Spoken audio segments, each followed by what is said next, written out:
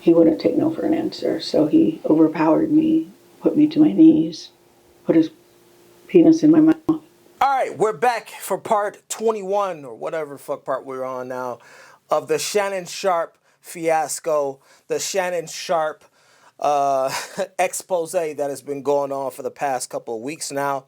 And so we have a new accuser. Well, I don't want to say a new accuser. Well, no, she is a new accuser. New accuser, but old business. This is some old work that has come forward to say, listen, now that this young lady has come out and said that Shannon Sharpe is an abuser, I want to come forth and tell my story as well. And see, this is the danger. This is the danger of getting even one accusation against you. It empowers and emboldens other people to come along and do the same thing. Now, whether it's true or false, we don't know yet. That is to be determined in a court of law, right? However, I would be remiss to let this slide past my channel. I would be remiss not to speak on this because we got a couple of things to discuss. I told y'all in the last video that Shannon Sharpe was now putting himself in the limelight of danger as far as sponsorships go. I called it from the very first beginning. I said, I don't know how true it was that he was up to get a $100 million deal inked somewhere. That report is still out there in the ethos. Don't know who was about to pay him the $100 million. I'm not saying it's true or false. I'm just saying that it hasn't been revealed if that was an actual deal or not. So far, it's been a rumor. Okay? And I said that if that rumor be true, then this situation right here with this young lady would absolutely ruin that deal, along with many others, including a potential future at ESPN where he broadcasts alongside Stephen A. Smith, the most important, the most known face in all of sports media today in the world. And I said that his future with Stephen A. and his future, more importantly, at ESPN and Disney would be a big, huge question mark. And now here we are.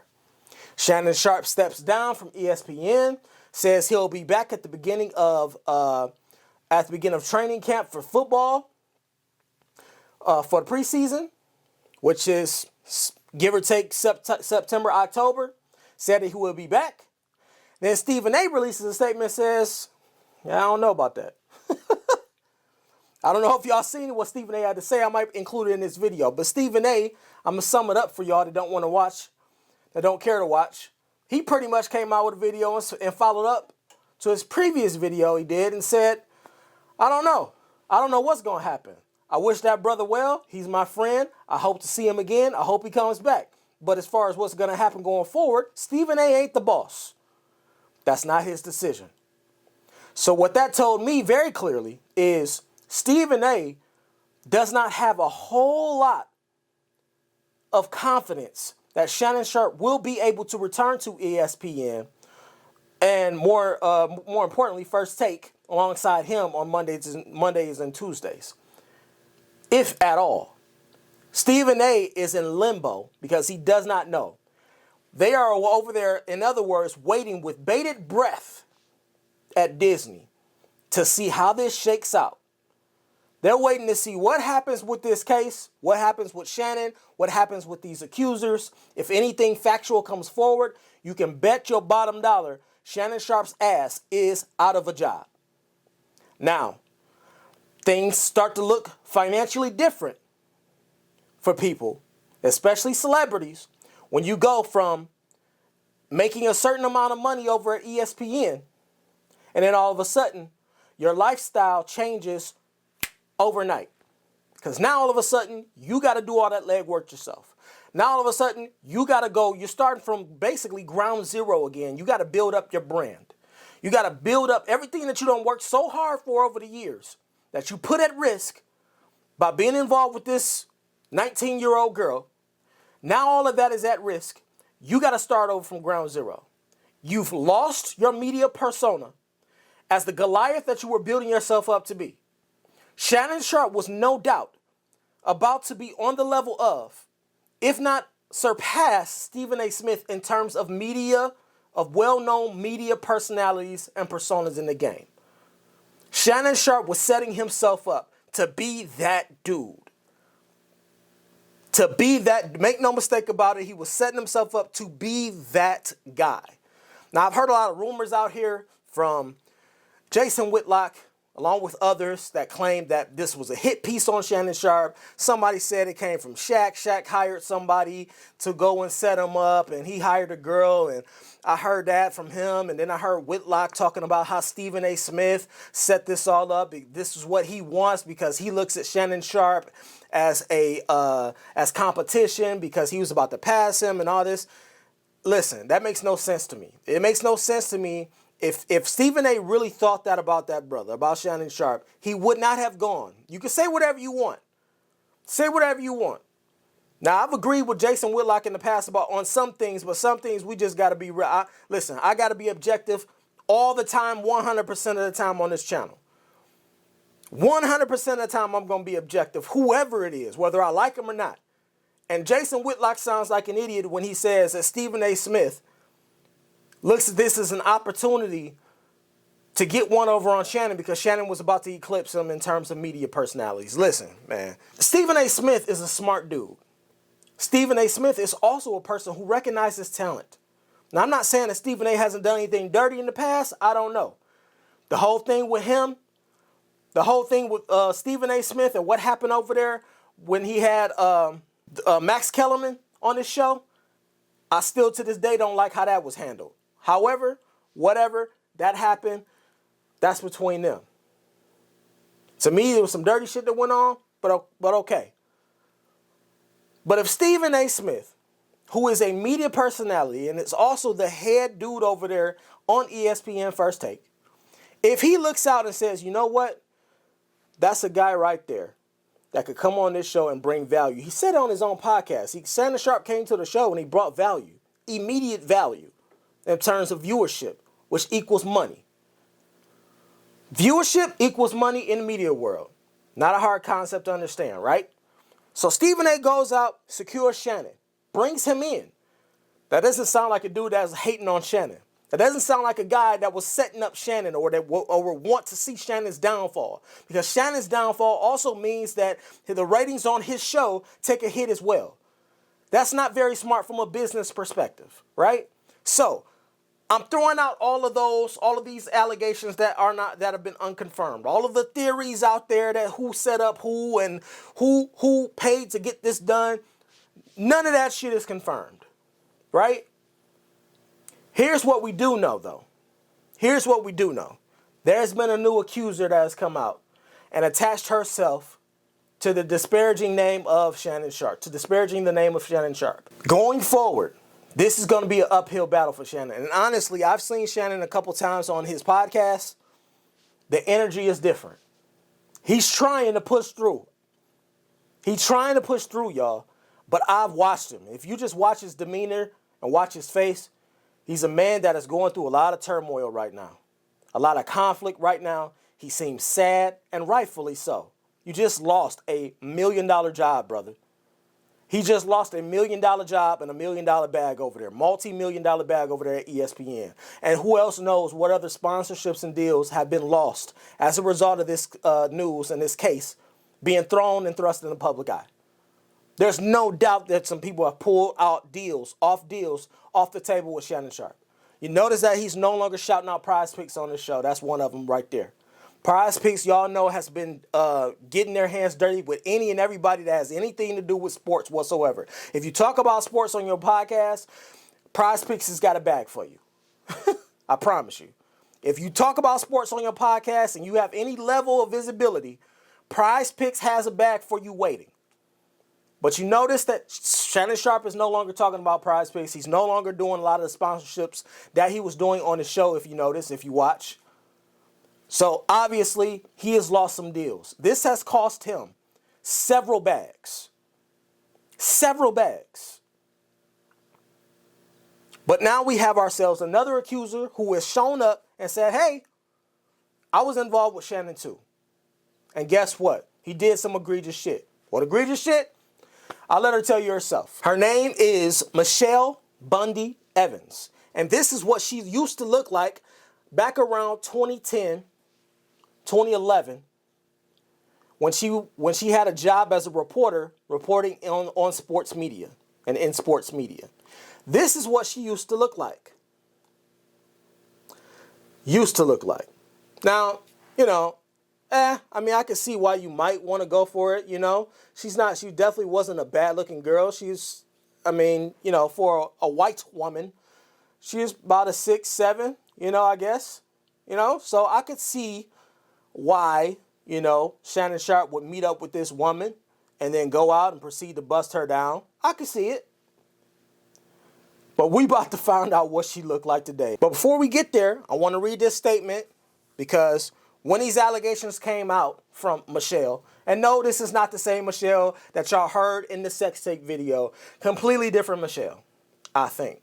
Because according to this Michelle, she said she stopped dealing with him after these charges and after she had this incident with him way back in 2010, 2011, 2013, whenever this happened back then. So she said she ain't dealt with him, seen him since. So the Michelle that was on the cell phone video, a lot of people was going around saying, oh, that's the same Michelle. No, I don't think it was. But anyway, let's get to it. Shannon Sharpe's attorney releases a statement claiming his ex-girlfriend, Michelle Bundy Evans, was obsessed with him. She's on probation after serving 3 years in prison for trying to kill her husband so that she could pursue a relationship with Shannon, his attorney said. It should be of no surprise that when someone famous in the news, someone is famous is in the news, all sorts of people crawl out of the woodwork to share their connection to that person in an attempt to profit from that alleged relationship. In many cases, those stories or accusations are nothing more than old news. Fanciful exaggerations or sometimes blatant misrepresentations of fact. They are shared on social media or fed to reporters with intentional factual omissions and no regard for the truth. This is obviously purposeful, designed to create a fabricated narrative. This is exactly what is happening to Shannon Sharpe, and the resurrection of the case involving Michelle Evans is a perfect example. Sadly, Miss Evans became obsessed with Shannon and decided to manufacture a claim against him. This is all his lawyer speaking. When she could not find a lawyer to pursue her outrageous story, she filed a civil complaint on her own that is completely devoid of merit. Let me note here that both of these cases that have been filed against Shannon have been civil, not criminal. So neither of these women who are coming forth with these claims, they don't want him prosecuted and put in jail for his crimes that they are saying he committed against them. No, this is a civil matter, meaning they want the dough, just like Cassie. But all right, let's continue. The fact is that Shannon has had no contact with this person for many years. And it is our understanding that she is still on probation after serving 3 years in prison for trying to kill her husband so that she could hopefully pursue a relationship with Shannon. Now, I wanted to give you all context before I show y'all this next clip of what she had to say. I wanted to give you the context of what's being said about her and quite possibly who she is, because going forward, it's important to understand that. Because what she's about to say is damning if it's true. However, she has some skeletons in her closet, which also leans to the credibility of her statement. All right, so now that we have that, one more thing. Y'all remember this? I'm embarrassed. Someone that is extremely private. The audio heard for the entire world to hear. People count on Shannon, Shay Shay Media, Club Shay Shay. So my screen is frozen up, Nightcap, ESPN, and I always try to be professional, even when I'm behind closed doors. I'm very disappointed in myself, not for the act, but for to have the audio to be heard. My kids called them, I called my sister, but guys, this was not staged. Came in, I threw my phone on the bed, gazed at an activity. All of a sudden, people are calling me, Shannon, you on IG Live. They can hear. I'm like, doing what? Like you were having sex. Man, my heart sank. It dropped. I said, I just got to tell them the truth. My phone wasn't hacked. It was me being active. Okay, lying. All right, so now he released that statement and then he went on to promote some sex pills. Very strange, very weird to me, but I guess he was like, fuck it, if I'm gonna turn this situation around, then I'm about to make some lemonade out of this lemon juice that has come my way. So he turned it around, was able to turn that into a bag. trying to sell sex pills, right? Okay, however, let it also be known that from that same situation, Shannon Sharpe, it was the question of him losing sponsorship deals came up then. It says, while ESPN decided to keep Shannon Sharpe on board after he accidentally went live on Instagram while having sex, other partners and guests are on the verge of severing ties with the First Take host. On Wednesday, Sharpe's Instagram account began streaming while he could be heard. We know all that, right? Let's go. Let's move down a little bit. Now, this is what he said on his page or on his podcast. Remember this? Listen carefully. He said, people are trying to say it was staged. Today, I just lost an interview on Club Shay Shay that would have been the most visible person I would have been able to interview to date.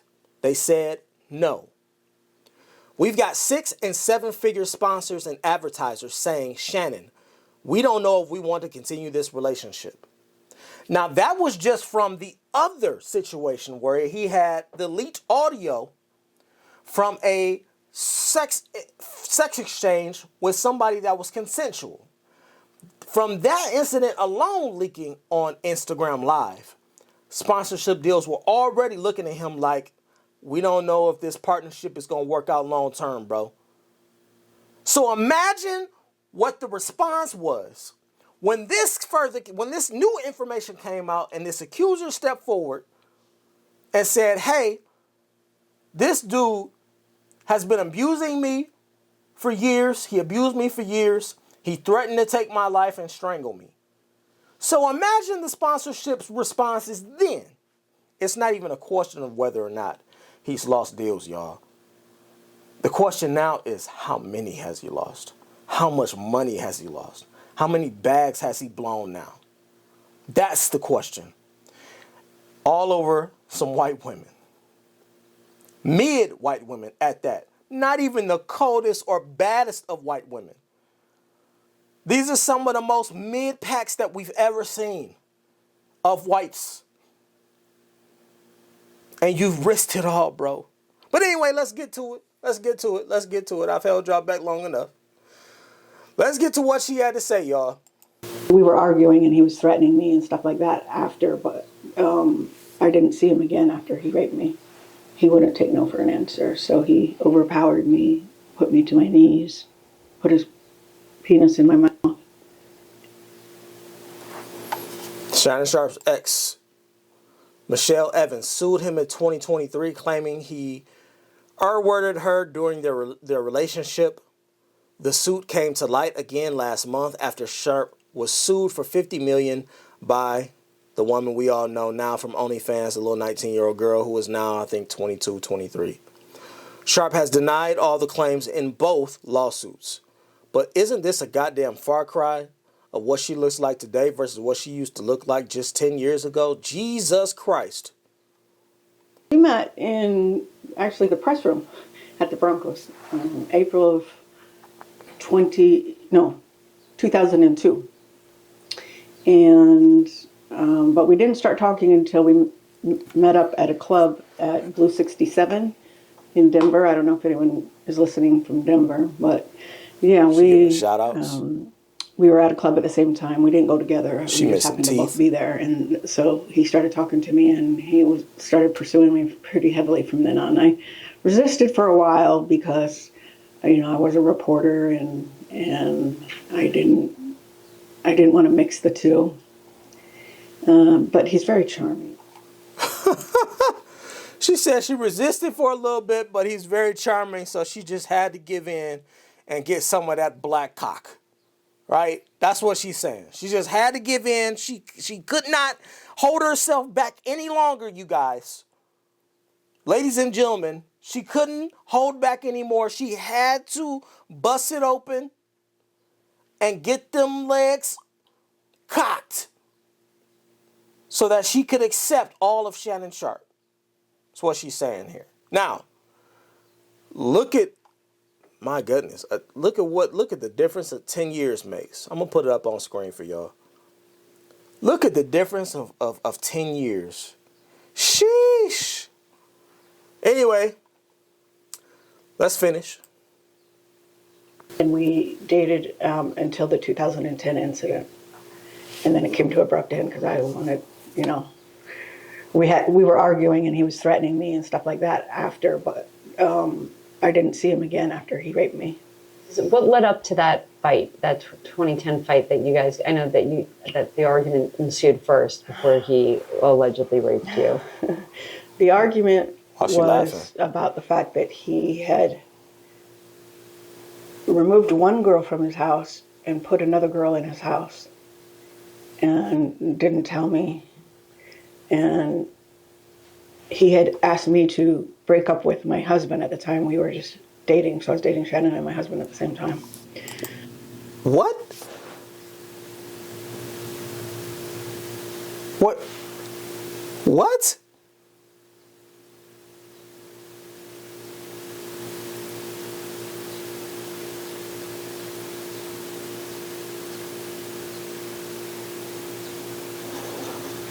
Ladies and gentlemen, thank you for coming. Good night.